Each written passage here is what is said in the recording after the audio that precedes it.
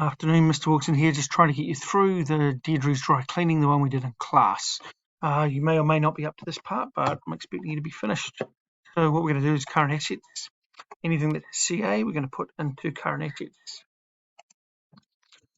So we've got your bank, following on down, your dry cleaning supplies on hand. And then we've got a couple of balance adjustments, being prepayments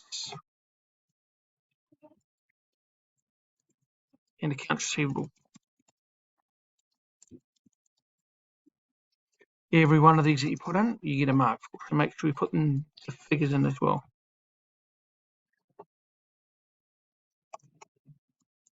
This one, the prepayments, because it's an adjustment, you get a merit, and this one, accounts receivable, it's actually worth an excellence mark because you've done divided by 1.15 and add those ones up. Property, plant, and equipment is a heading. So just encourage you to underline that one. And the total carrying amount, that's going to come from what you've got down the bottom here. Oops. You may not be able to see that figure there. Right, intangible assets, you've got your goodwill there. And because there's only one intangible asset, it goes in the second column. Total assets, we're going to add 1, 2, 3, those ones up.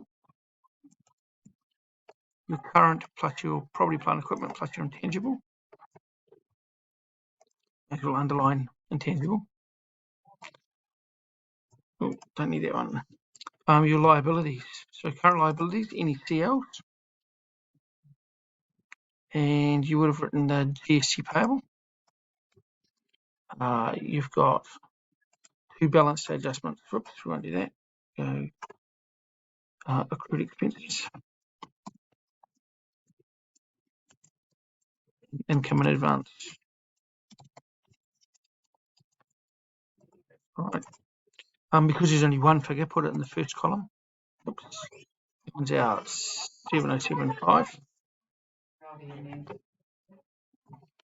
Type in the figures and 400. Add those up. Tell me when you're recording and I'll make sure I don't come in. Yeah, I'm recording. Non-current liabilities, got your loan, and your mortgage.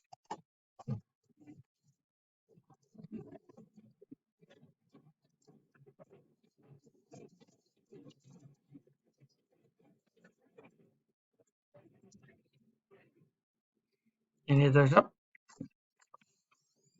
And that gives us total liabilities, those two added up.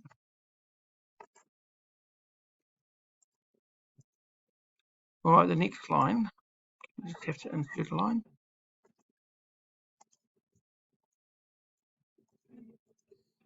This one is our net assets.